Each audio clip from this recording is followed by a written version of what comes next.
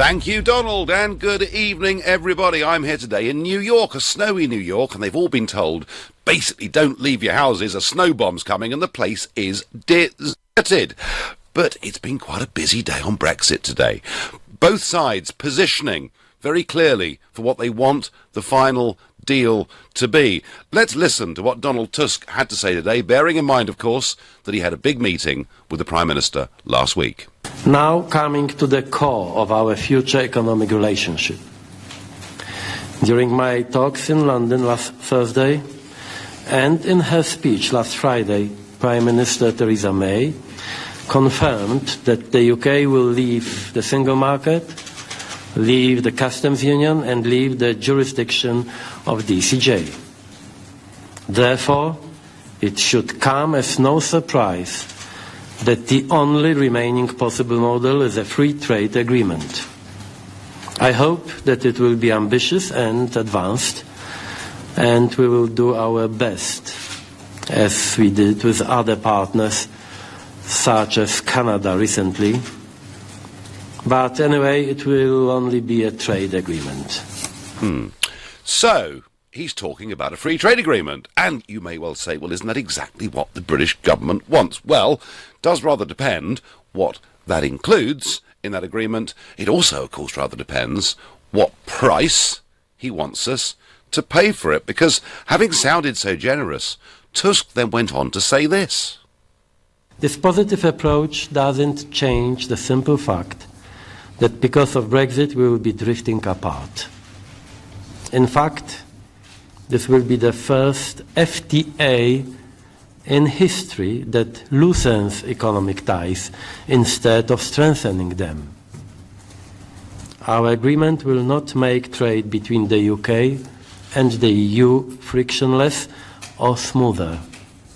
It will make it more complicated and costly than today for all of us. This is the essence of Brexit. Well, OK, so it's going to be a free trade agreement. It's going to be more difficult. Philip Hammond countering back the other way. Because you see, what's important about what Tusk was saying, he was simply talking about goods. He wasn't talking about services. Philip Hammond tried to make the alternative case about financial services. Let's hear him. The UK Financial Services Hub is an engine that powers the real economy, not just in the UK, but right across Europe.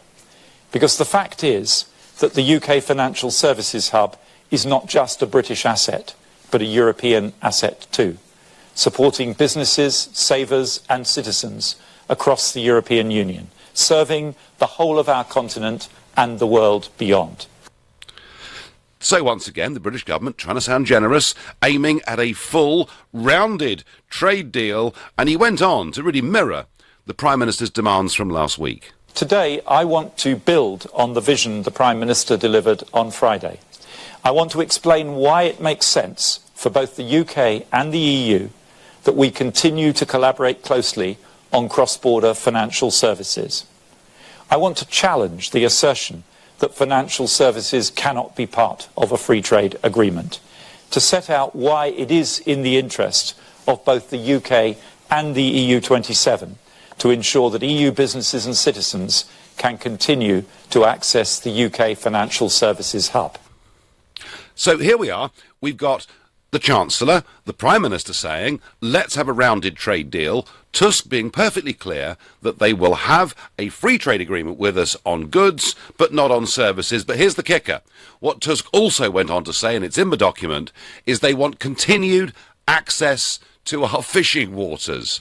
And I'm asking you, is surrender of our fisheries a small price to pay for us to have a free trade deal on goods? And I want to know what you think about that. You can let me know by calling me on 0345 6060973, because I've always taken the view that fisheries is the acid test of Brexit. Unless we get back our territorial waters, frankly, my view is Brexit would have been betrayed. But you may think we're going to have to give this concession and perhaps many more. bearing in mind, of course, we've already promised to pay £40 billion as a leaving bill. And if that's your view, text me to 84850, and maybe you've reached the point of thinking that they are being so unreasonable that perhaps the point has come to simply walk away, in which case tweet using the hashtag Farage and LBC at LBC, and of course you can watch us on Facebook and comment there too. Let's get our first opinion on this. Ellis is calling from Manchester. Good evening. Good evening, Nigel. How are you? Are you well? Well, yes, I am.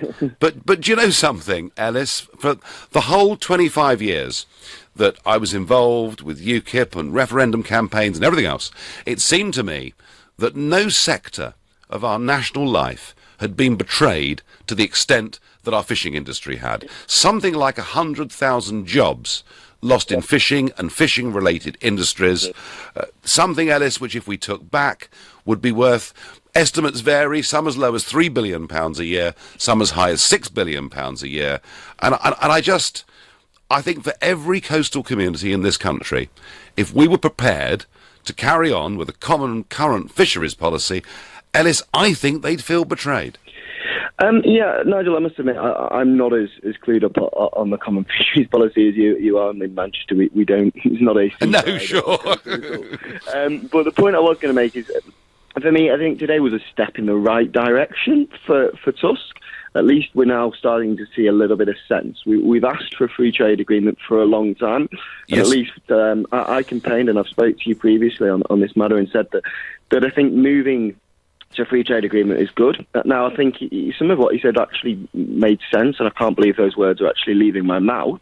Look, when we voted to leave the European Union, we knew that trade with the EU would probably change. That was one of the things, and one of the many things, one of the very few things, in fact, that the Remain campaign didn't make up and exaggerate. I think the point I want to make is deliberately, you hit the nail on the head with regards to goods and services. Now, goods and services are so important because our main export is our services, our financial services. And the EU's main export to us is their goods in their cars and et cetera, et cetera. So I think that is there's a work to be done, but I think personally it's a step in the right direction, and I'd love to hear your thoughts on that. Well, I'll tell you what, Ellis, I went to see, on the 8th of January this year, you may remember, I went to see Monsieur Barnier in his office in the European Commission. And what was perfectly clear to me from that meeting is, yes, of course, they will have a free trade agreement with the United Kingdom on goods. Why? Well, I'll tell you why, Ellis. They sell us a lot of motor cars, a lot of wine, a lot of chocolate, a lot of cheese. In fact, they're selling us about £80 billion worth a year more goods than we are selling them. And when I went on to say to Mr. Barnier, well, presumably that would be part of a rounded, grown-up trade deal. Do you know what he said? Go on. Never. Never. Well, as long as our Prime Minister stands tough, and as much as she has flipped and flattered around on this, she is at least finally, she has stood pretty much to the guns that she set out. And as long as she sticks to the guns that I get that. Has to be fair, then I think we might be along the right lines. So right now, Ellis, you've got an offer on the table, I guess we would have to say, from Tusk and the EU today, of a free trade agreement on goods, but not to include services and to keep access to our fishing waters. Does that sound like a good deal to you? Absolutely not. No, completely not. But fine. So we stick to our guns. Deal for them, but not a good deal for us. I agree. Ellis, I thank you. Keith is calling, a brand new caller from Peckham in South London. Good evening, Keith. Good evening, Nigel, and thank you for taking the time to talk to me. Not one bit. So, Keith, the fishing industry, here goes the argument, right? The fishing industry is tiny. There's only a few thousand people involved in the fishing industry. If we have to throw away the fishing industry as a bargaining chip in order to get free trade on motor cars, some people think, Keith, it's a price worth paying. It's an absolute disgrace to this country. Is it? It's an absolute disgrace, and I'll tell you what, I'm sorry, I've been listening to your remarks over the past months. I've been listening to the MPs in the House of the Parliament. Yep. I've been listening to the EU, and I think this country's been stitched up really badly. All they're interested in is two things: free movement and our money. They're not worried about anything else. And now, to put the cherry on the cake for them, is they want our fisheries. It's betraying every fisherman within our country. And I'll tell you what, our MPs need to start earning their money by sticking up for Theresa May and stop backstabbing her. I'm sorry, but that's what I feel. No, listen, I completely understand how you feel. And the thing is... fighting with our MPs. Oh, some want this and some want that. Hang on. We won a very slim majority. We won the referendum. Yep. I voted in London. It's a wasted vote in London because everybody in London voted to stay in.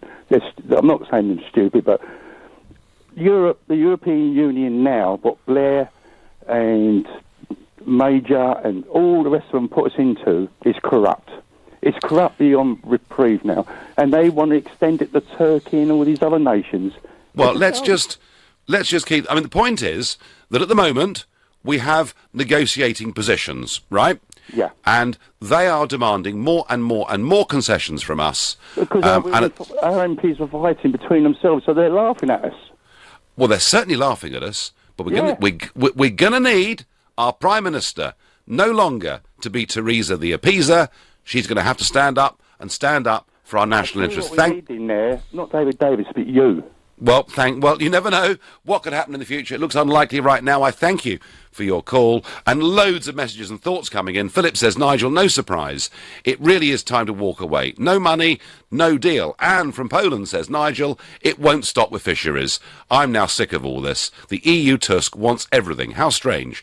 Tusk has a small memory how Poland used to be. Let's just leave. Quite a few of you saying that. You're listening to the Nigel Farage Show, exclusive in LBC. It's now 7:15. Nick Ferrari at breakfast on LBC. Crown Prince of a country that has killed 50,000 people and on average day about 130 children. Yes, welcome to the leader of Saudi Arabia, but is that welcome appropriate? Millie Thornberry is Shadow Foreign Secretary. We should not be selling arms to countries where there is a good chance that they will be used against civilians in other countries or for internal repression. Now, that is the law, and that's what we should comply with. You look at the weddings that are being bombed, the funerals that are being bombed, the agricultural land, and what is more, it's increased. Nick Ferrari at breakfast every weekday morning from 7, only on LBC. Malware, phishing, identity theft. Every day, cybercrime is getting cleverer, with criminals deploying new techniques that could damage your business. For example, this ad has been voiced by me, a professional actress, and me, a synthesized AI copy. Could you tell who was which? At Hiscox, it's this type of threat we make it our business to know. That's why our specialist business insurance helps you stay one step ahead of cybercrime. To find out more and to see what lines were real, go to hiscox.co.uk/one step ahead. Hiscox. Ever onwards. Calling all first-time buyers. Come to Galliard Homes for double stamp duty savings on our brand new apartments from under £150,000. Many available with Help to Buy. Stamp duty was abolished last year for first-time buyers on homes up to £300,000, and we will double your stamp duty saving up to that amount. For example, your saving now on a purchase of £300,000 is £5,000, and we will double that to £10,000. Our market-leading homes are strategically located in and around London, close to stations and the Tube, to ensure you connect to the capital. To buy a new apartment with double stamp duty savings from under £150,000, call 0203 770 6300 or visit galliardhomes.com. That's galliardhomes.com. Galliard, getting you on the ladder. Terms and conditions apply. Your future is here. The Global Academy, a forward-thinking state school for 14 to 19-year-olds interested in a media career. Visit globalacademy.com to find out more. Dreaming of running your own business? Why not be your own boss with the support of an established brand? Visit the British and International Franchise Exhibition at Olympia, London on the 9th and 10th of March and discover a wide range of franchise businesses. Take advantage of over 60 presentations, talk to experts and build yourself a better future.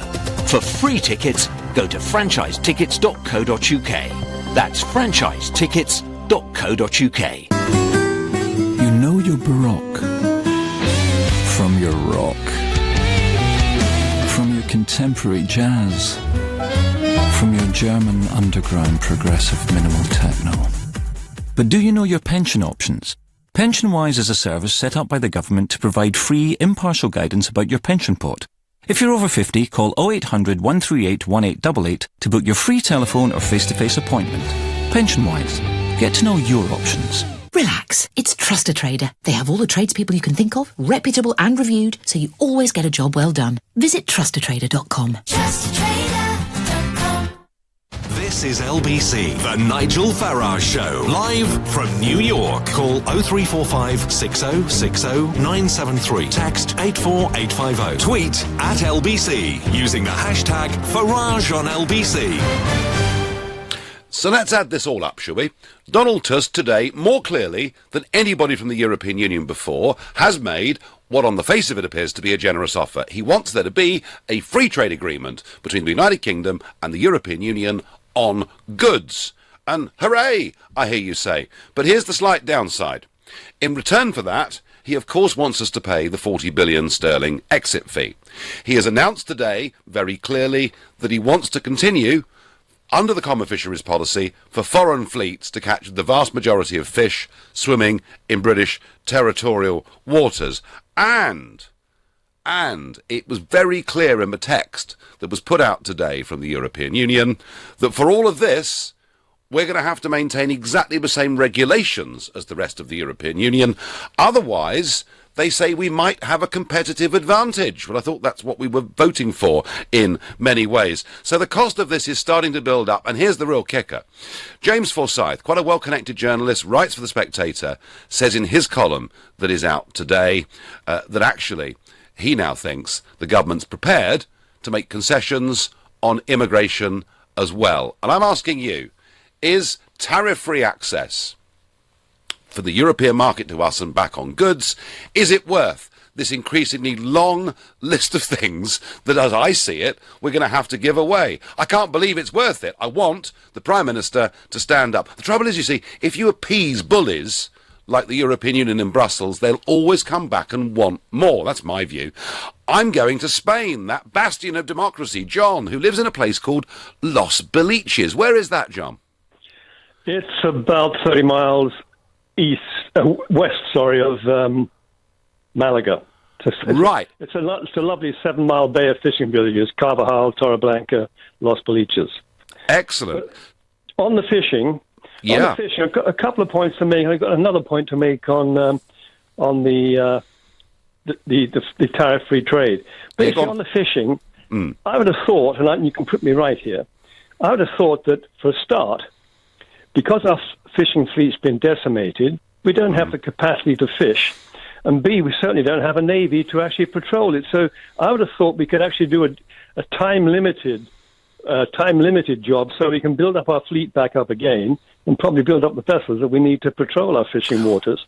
Well, John, the other point I wanted to make... No, listen, that's a very fair point. It's a very fair point. We don't have the capacity to fully exploit UK fisheries right now, but one of our main aims from Brexit should be to rebuild it, so we could, rather than just saying to the Dutch and French fleets, you're out next Wednesday, we could phase it in and be reasonable about it. I totally understand and accept that point, but that is not what Barnier asked for, or Barnier and Tusk asked for today. And my slight problem, John, with this is that fishing was betrayed back in 1972.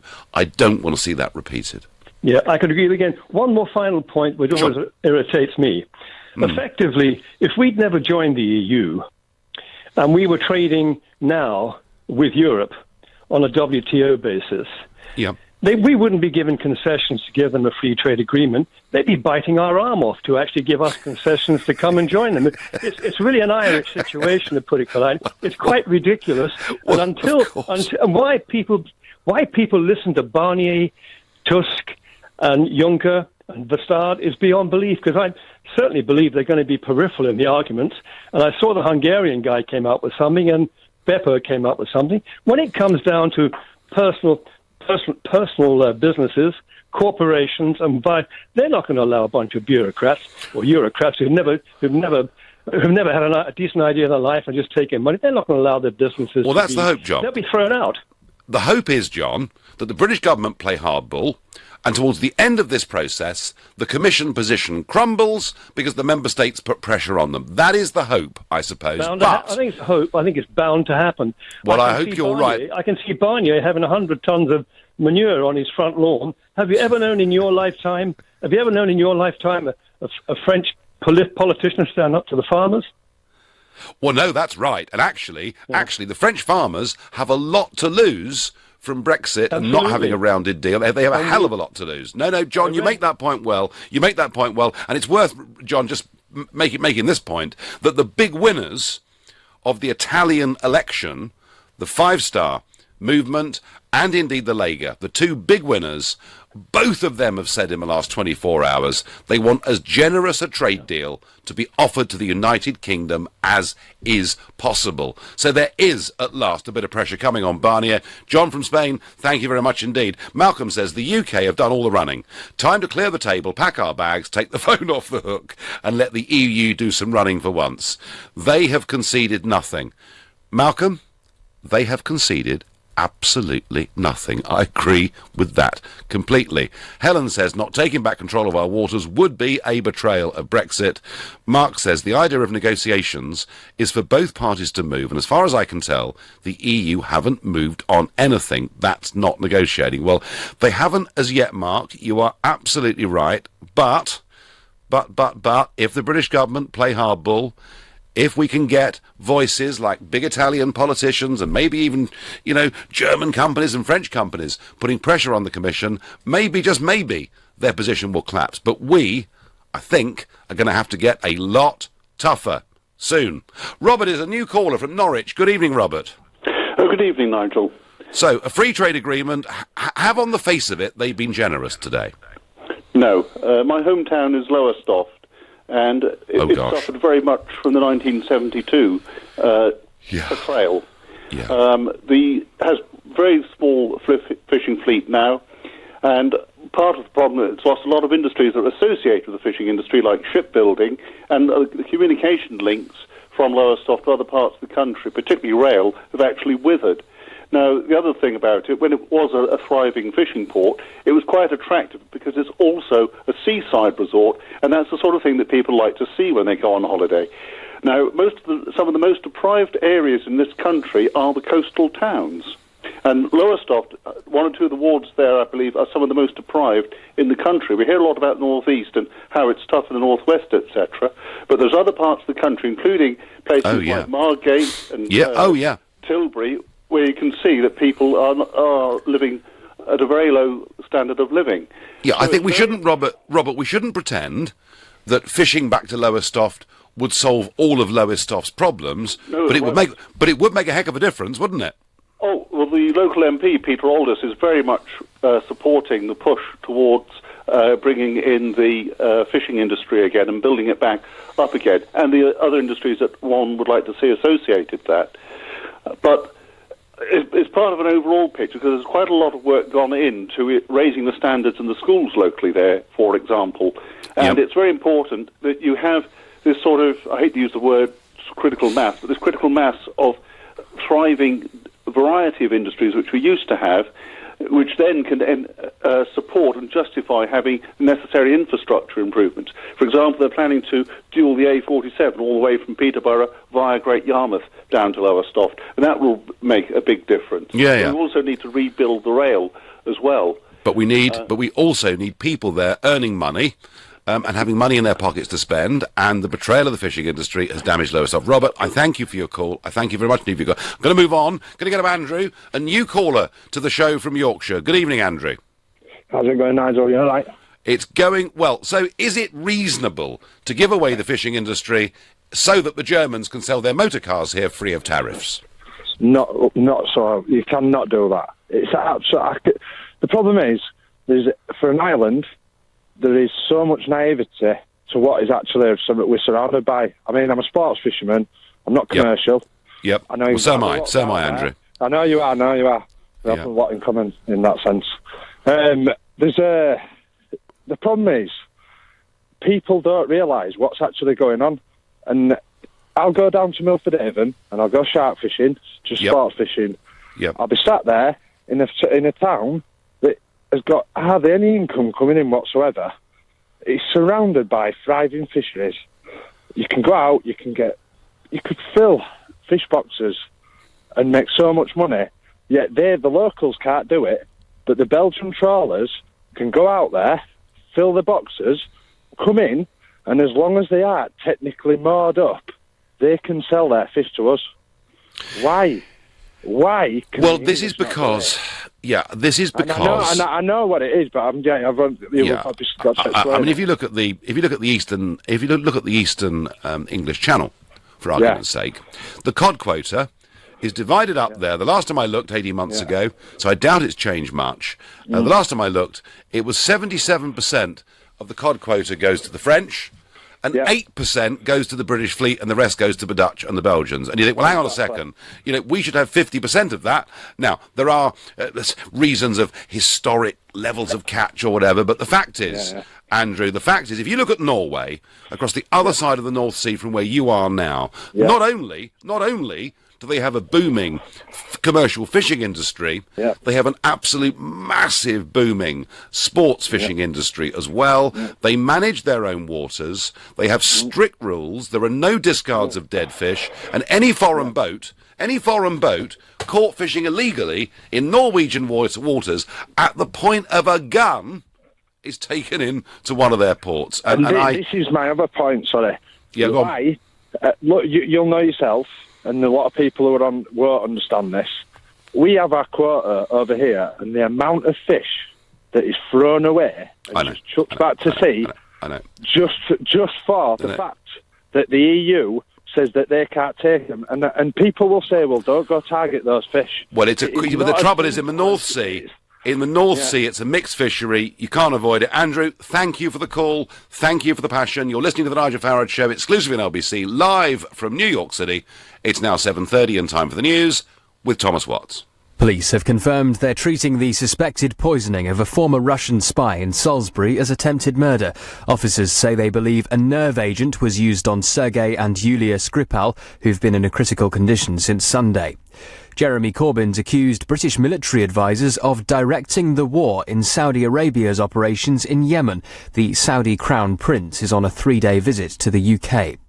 The leader and deputy leader of the far-right group Britain First have been jailed for religiously aggravated harassment. Paul Golding's been sentenced to 18 weeks and Jada Franson just over 8 months.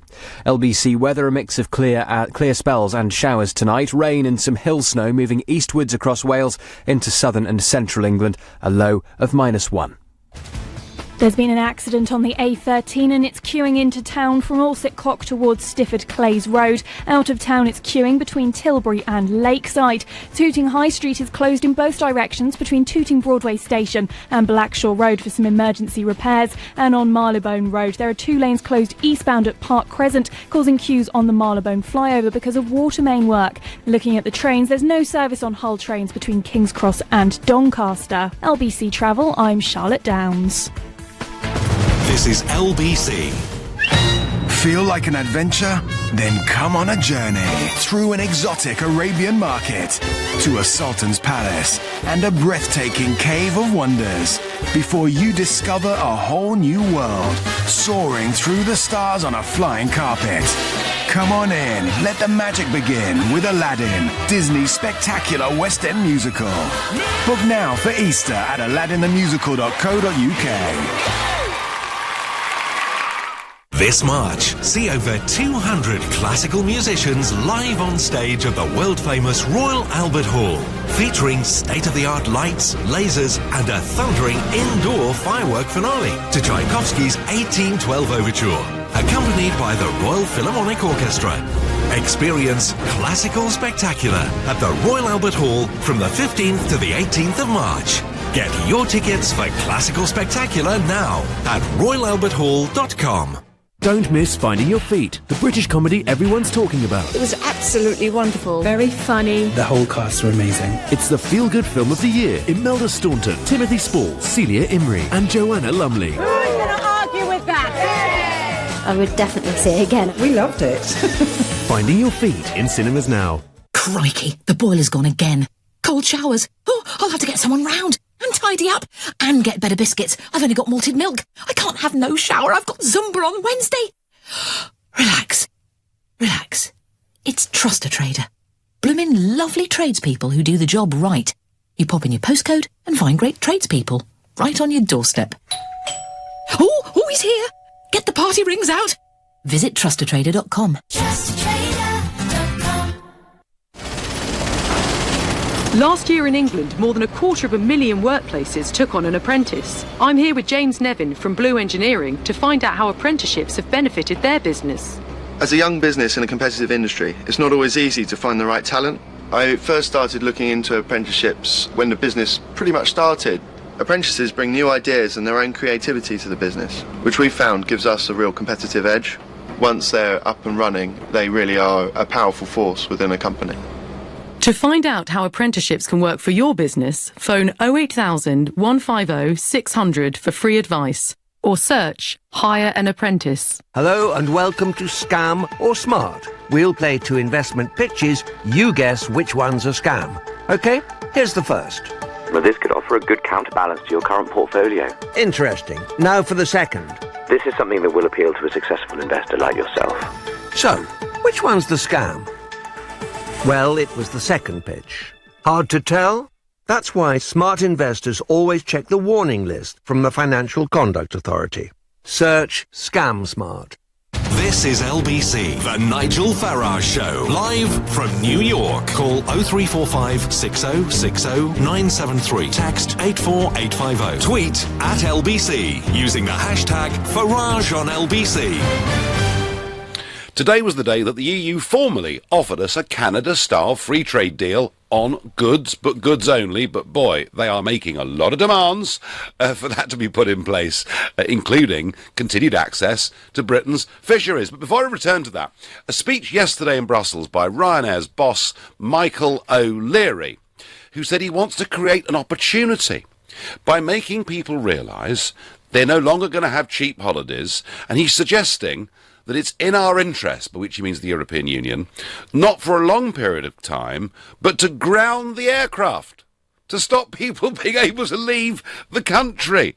He thinks by doing this, he'll persuade the average British voter they were lied to in the Brexit debate, and they'll all change their minds. Well, I have to say, Mr. O'Leary, you're pretty much true to form, aren't you? There was a time a few years ago when you called the European Commission the evil empire, and you said in the first referendum on Dublin that the Irish should vote no. For some reason you become a convert to the European project. I'm sure that money and deals have absolutely nothing to do with it. I'm sure it's genuine in every way. And of course, I have had the misfortune to meet Mr. O'Leary in the past, and I think, frankly, what he's saying here is simply disgusting. But that's my view. Let's continue our conversation. Is it worth? Is giving away fishing, given there aren't many people in it, a small price to pay in return for a free trade deal on goods? And Alex, as a new caller from Acton, is going to try and answer that question. Good evening. Hello, Nigel. How are you? I'm fine, thank you. But I do feel for our coastal communities, Alex. I do feel for our commercial fishermen, and I do feel for those men and women that try and earn money out of the leisure fishing industry as well. Yeah, so do I. So why didn't you vote at all? There was 42 Fisheries Commission meetings, and you only attended one of them. Because none of them were legislative, Alex. None of them had any force of power whatsoever. It was a complete waste of time. Really? I find that hard to believe. How would you know? None of it.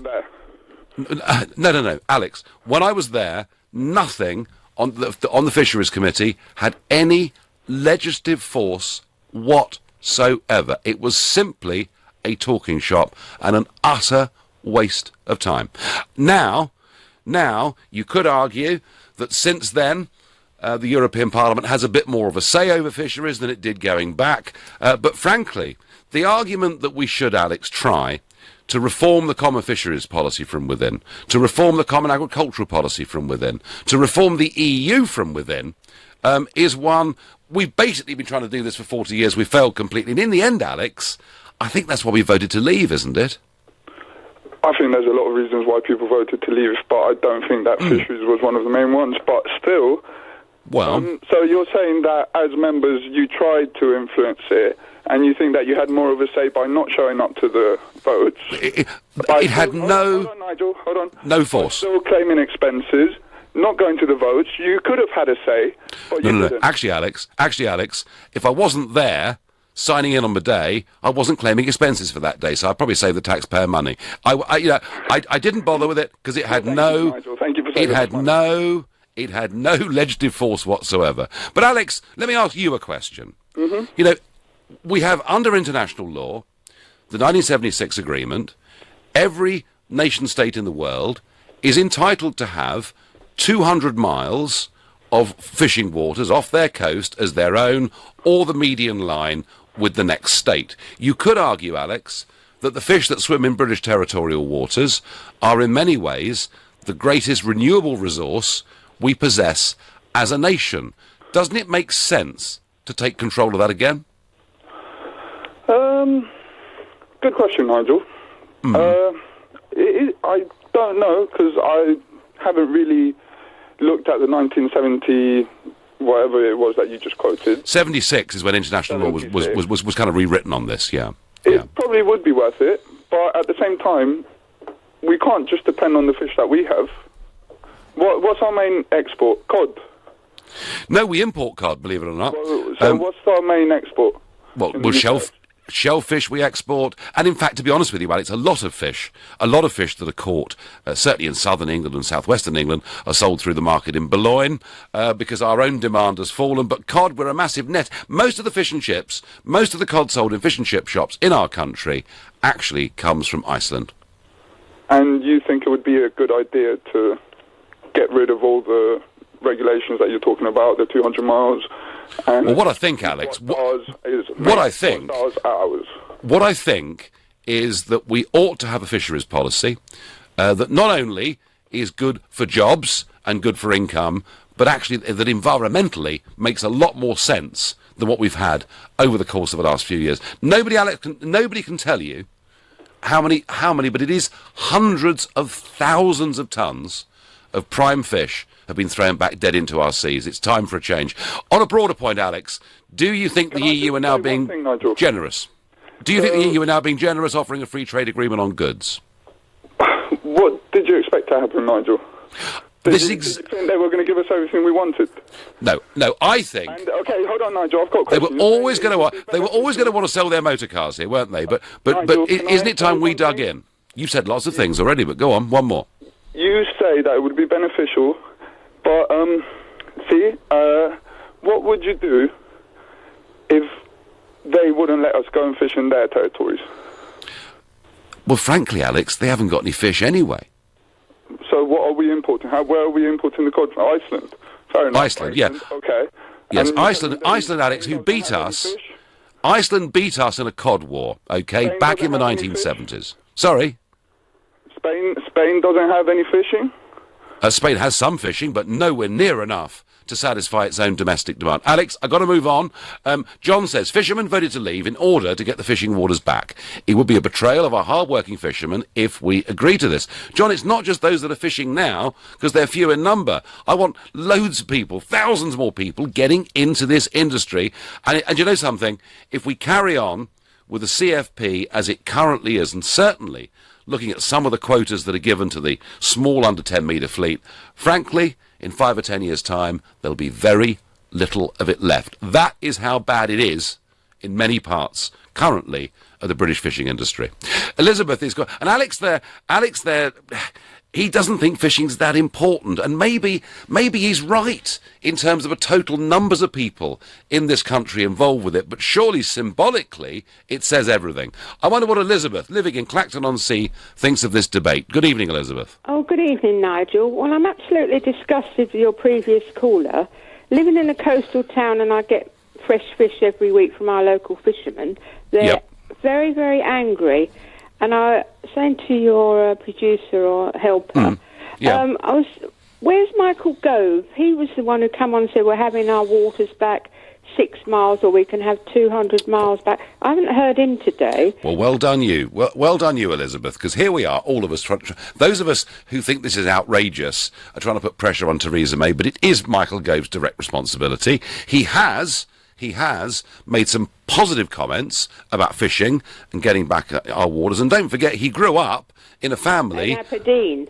Yeah, but they were fish merchants, weren't they? Exactly, Nigel. But I'm worried, I'm not sure if you are as well, that she is going to cave in over this, because that Philip Hammond is going to say, oh, we need the money from the boats to pay us. But I hope she doesn't, because if she caves in, she's just a wet lettuce. And I'm telling you, Nigel, yep. People are very, very angry over this. It's the metropolitan elite in London, like your previous caller, who do not realise what has happened to our coastal towns. Yep. They all come down here and want fish and chips, where it'd be nice for them to eat our own fish. And the local fishermen are very, very angry, and she will be booted out if she caves in. I agree with you. I think we should eat fish we catch in our own waters as much as possible. I really do. Thank you. Chris tweets to say, I'm from a fishing family, 4 generations old, before the CFP. Before the CFP, the fleet in our village numbered 150 plus. Now, I'd be surprised if there's 30 there. I can speak to anyone in the fishing industry, and we will never allow anyone to surrender it. Well, it's been surrendered, Chris. The point about Brexit is, it was surrendered. Brexit is about getting it back. And I thought that everyone that voted in that referendum realised that actually the symbolism of fishing was huge. Look, I went up the Thames that day, Kate Hoey and I, at the front of that flotilla, boats that had come from all over the country, going up to protest outside Parliament, going up to say, give our industry a break, we're struggling, we're going out of business, to be abused and shouted at by Sir Bob Geldof and a lot of very wealthy people on their own champagne-fuelled boat. It just about, to me, summed up what the Brexit argument was all about. You're listening to The Nigel Farage Show, live from New York, exclusively here on LBC, and it's now 7:45. This is LBC. The internet is no longer confined to computers and mobile devices. Many everyday objects now have network connectivity. The Internet of Things is developing rapidly, and businesses need to future-proof their networks to stay ahead. BT can help keep you connected to customers and people with connection, collaboration and security solutions, whatever the size, sector or ambitions of your business. Find out more and enter to win an Apple MacBook Air at lbc.co.uk. This March, see over 200 classical musicians live on stage at the world-famous Royal Albert Hall, featuring state-of-the-art lights, lasers and a thundering indoor firework finale to Tchaikovsky's 1812 Overture, accompanied by the Royal Philharmonic Orchestra. Experience Classical Spectacular at the Royal Albert Hall from the 15th to the 18th of March. Get your tickets for Classical Spectacular now at royalalberthall.com. Dreaming of running your own business? Why not be your own boss with the support of an established brand? Visit the British and International Franchise Exhibition at Olympia, London on the 9th and 10th of March and discover a wide range of franchise businesses. Take advantage of over 60 presentations, talk to experts and build yourself a better future. For free tickets, go to franchisetickets.co.uk. That's franchisetickets.co.uk. The Cheltenham Festival. Speed, stamina and sheer guts.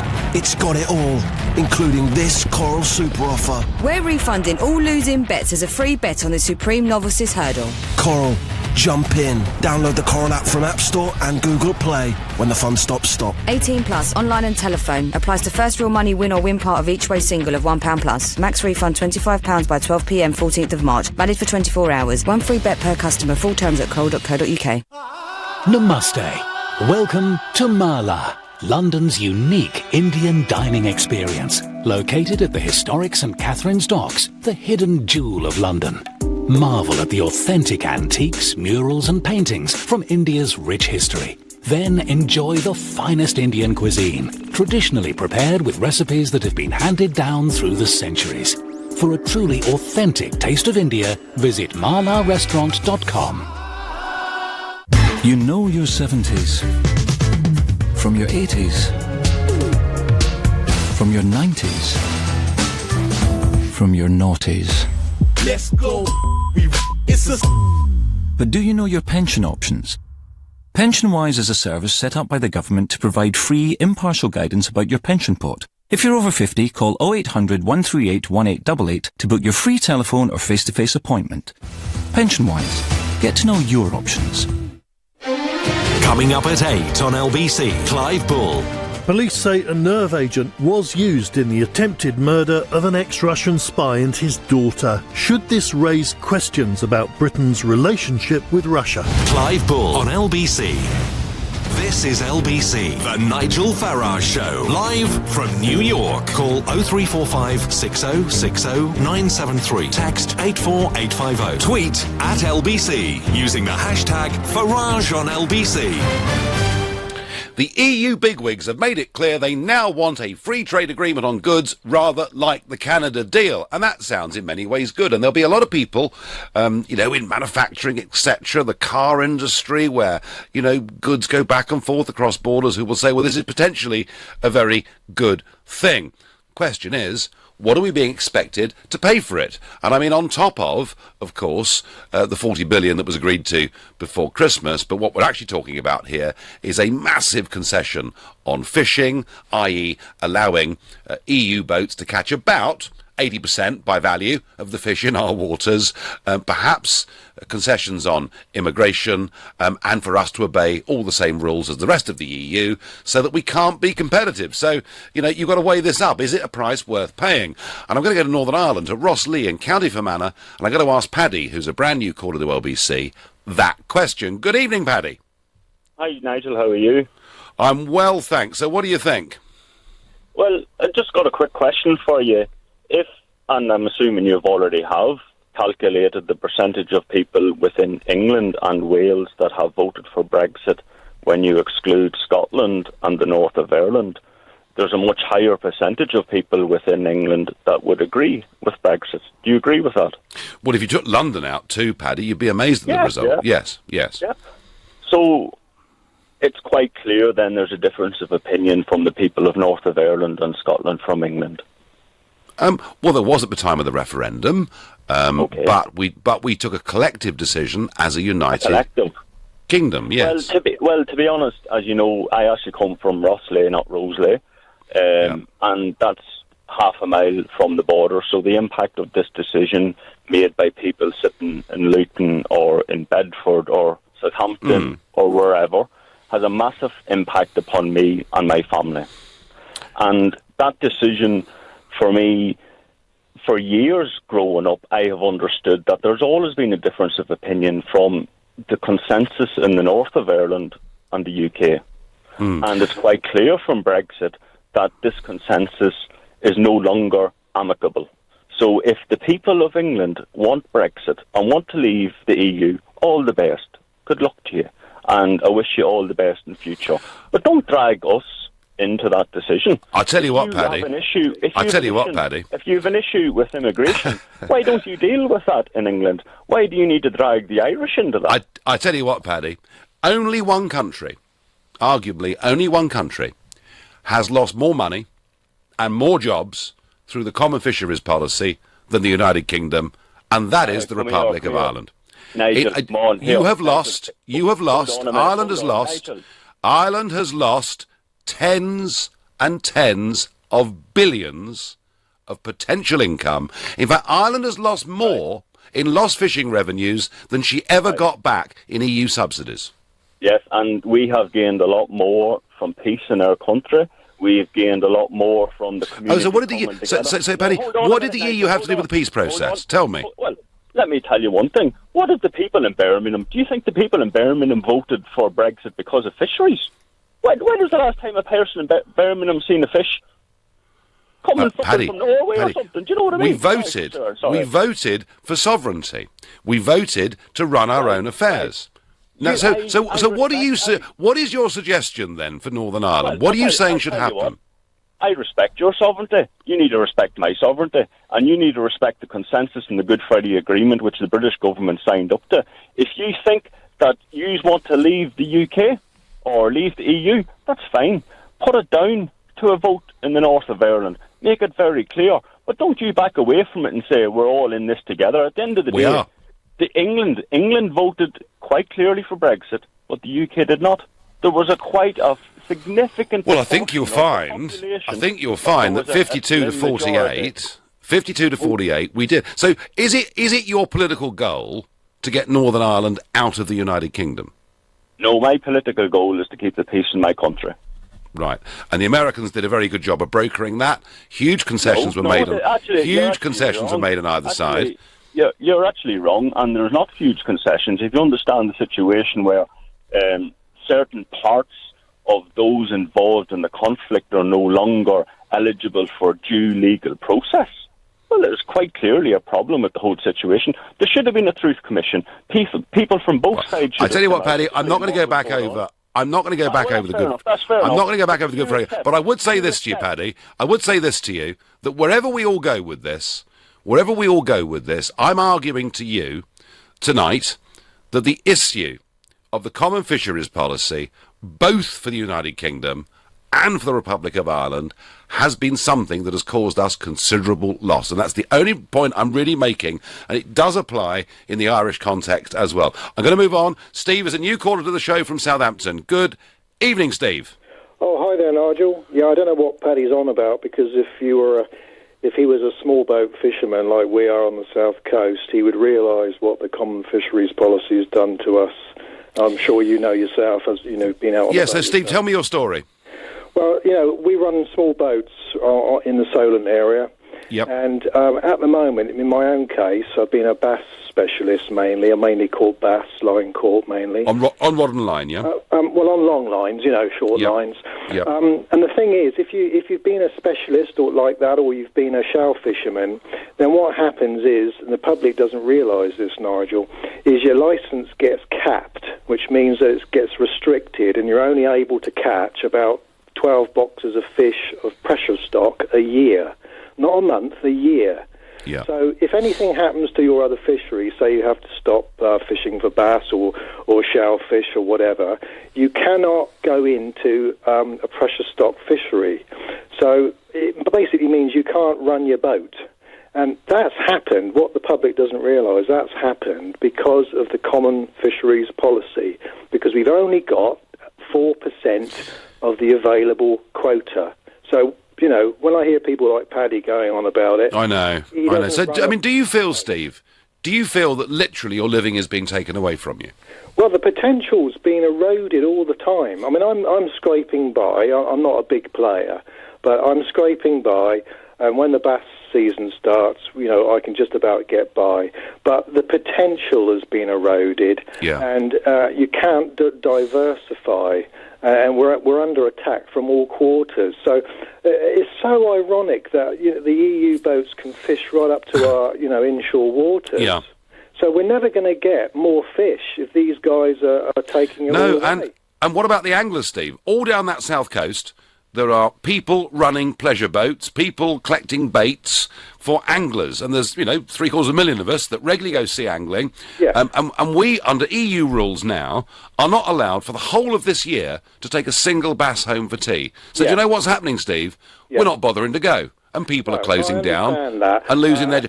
And if there was an environmental reason for it, we might say OK, but I can't see what it is. Well, no, I mean, on the angling side, I've got no problem with what anglers do.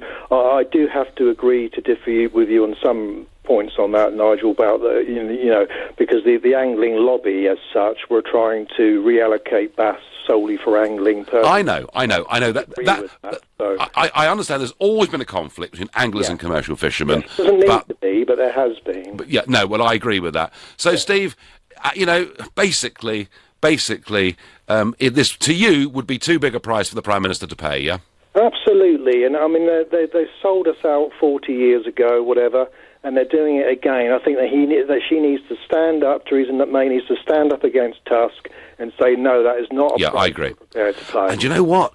If she did it, Steve, and if Michael Gove did it, the country would be right behind them, wouldn't they? Yeah, and just one more thing, Nigel. I always say to people, look at Iceland. If they join the EU tomorrow, what would happen? You know yourself what would happen. They would carve up the fisheries between every other member state. Well, Steve, why do you think Iceland have now withdrawn their application to join the European Union? Why do you think Greenland left the European community back in 1985? Absolutely. And why do you think Norway repeatedly vote in referendums not to join the thing? Because they've seen what's happened to Britain and Ireland. It's been a disaster. Steve, the public, Steve, are on your side, and thank you for the call. And what we now need on this very, very important symbolic issue is for Michael Gove and Theresa May to stand up for what is right. And what is right is that we should have access to our own territorial waters, our own industry, our own jobs, and we should be putting in place a much better environmental policy than currently exists under this awful